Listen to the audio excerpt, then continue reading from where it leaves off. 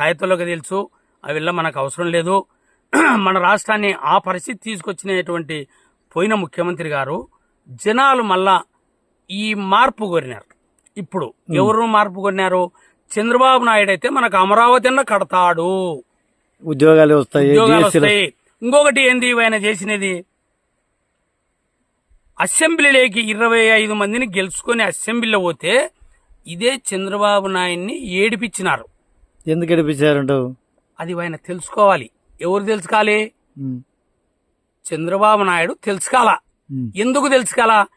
నీలాంటి నాయకుడినే ఏడిపించినారంటే కదమ సామాన్య నాయకుడిని, లీడర్ని ఏ పరిస్థితి ఉంటుందని ఒక్కసారి చంద్రబాబు నాయుడు పేపర్ తిరిగేసుకోవాలండి.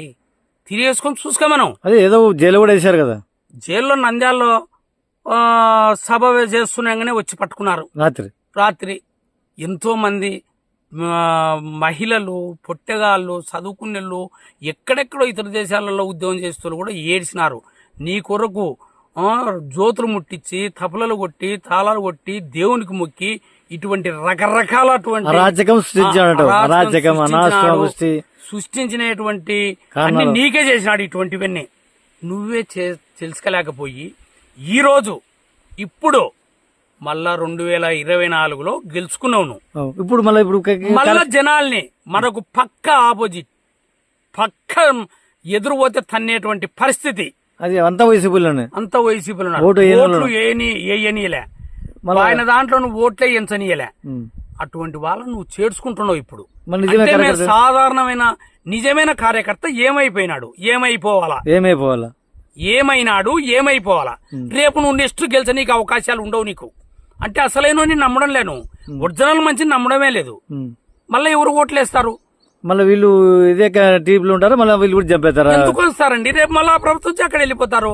ఈ చెట్టు మీద ఆ చెట్టు మీద ఎక్కిపోయే వాళ్ళు ఎక్కువ, వాళ్ళకి ప్రిఫరెన్స్ ఉంది. ఇక్కడ తెలుగుదేశం పార్టీ మంచిది అనుకుంటే తెలుగుదేశం పార్టీ చంద్రబాబు నాయుడు ఇటువంటి పనులు చేస్తున్నాడు. అంటే నువ్వు చెప్పేది ఏంటంటే చంద్రబాబు నాయుడు నిజమైన కార్యకర్తలను గుర్తించకున్నాడు, న్యాయం జరగడం లేదు.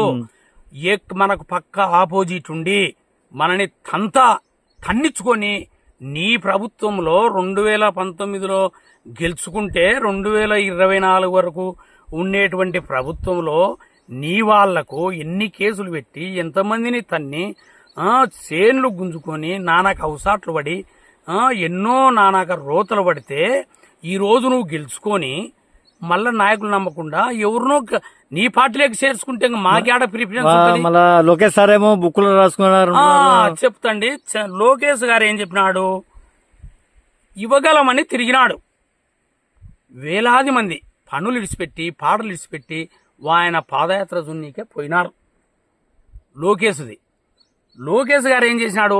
ఎర్ర బుక్ చూపినాడు, ఇట్లా చేతులు ఎత్తి, నా కాడ ఎర్ర బుక్ ఉంది అని.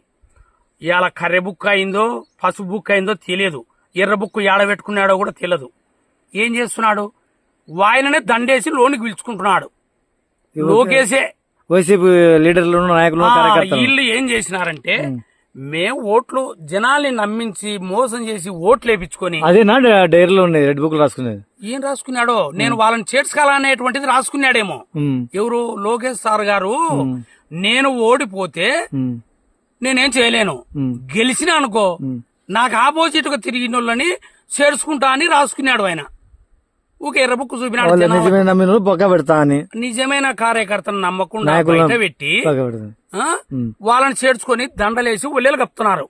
అంటే తెలుగుదేశం ప్రభుత్వము ఆడికి దిగజారింది. అంటే అసలైన నాయకుడిని నమ్మడం లేదు. 2014లో ఎట్ట ఓడిపోయినామో వీళ్ళు ఇట్నే చేస్తే గెలిచేది కూడా అంతే. మళ్ళా సర్లే, ఈ ప్రమాదం గుర్తించాలంటే ఇలాంటి మెసేజ్ చెప్పండి. అంటే ఇట్లా మా కాకుండా మళ్ళా 2029 కూడా మనం గెలిచాలంటే ఏం చేయాలా? సంవత్సరాలలో ఏం చేయాలా? 5 సంవత్సరాలు అమరావతి కట్టకాల, మనం నేను చెప్పేది పోలవరం కట్టకాల. ఇప్పుడు 5 సంవత్సరాల్లో మన అంపటి కష్టకాలంలో ఎవరు తిరిగినారు? నువ్వు మమ్మల్ని చూడలే, నువ్వు మాకు తెలుసు, మేము నీకు తెలియదు. మీకు ఒక నియోజకవర్గంలో ఒక నాయకుడు ఉన్నాడు, ఎవడు మనంపటి తిరిగినాడు, ఎవరికి ఏం న్యాయం చేయాలా వాళ్ళని అడగండి. వాళ్ళని అడిగి మొదటి నుంచి నీ వెనకంపుటికి న్యాయం చేయండి. కనీసం లోకేష్, మొన్న చిన్న ఉదాహరణ చెప్తా, లోకేష్ విద్యాశాఖ మంత్రి, ఏం పోస్ట్ అండి అది? గ్రామ స్థాయిలో నువ్వు లీడరే, నేను కూడా లీడరే. ఒక పేదవాడు ప్రతివానికి అవసరం వచ్చి పనిపోయేతోడు వచ్చి చేతులు ఎత్తాడా? ఎవరో ఎత్తారండి. నామినేట్ పదవులు చిన్న పదవులు, అవి నువ్వు ఏం చేయాలా? ఎవరికి మా నాయకుడు చెప్తే వాళ్ళకు చేసేయమని చెప్పాలా, కష్టపడి పనిచేసిన ఇవ్వని చెప్పాలా. ఎవరు చెప్పాలన్నమాట? లోకేష్ సార్ గారు చెప్పాలా. ఇప్పుడు లోకేష్ సార్ ఏమంటే దీన్ని జాప్యం చేయకుండా తొందరగా ఇస్తే నా ఒక్క మాట అండి. మొన్న వైఎస్ఆర్ గవర్నమెంట్ లో నాయకుడు గాని కార్యకర్త గాని నామినేట్ పదవులు ఫుల్లుగా అనవగించినారు. నామినేట్ పదవి ఏందండి? చిన్న పదవి. ఈ చైర్మన్ ఏమైనా డబ్బులు వస్తాయా? ఏమైనా వనరులు వస్తాయా? ఎవరైనా తింటారా? దానిలకు జనాల్ని కుప్పజేసి చేతులు ఎత్తిచ్చి పారిపోయి నానాకు అవసరాలు మేమెందుకు వాళ్ళ ముందర ఇళ్ళ ముందర చేతులు ఎత్తాలని అటువంటి దాన్ని తీసుకొచ్చినాడు లోకేష్ బాబు గారు. చేతులు ఎత్తకూడదు.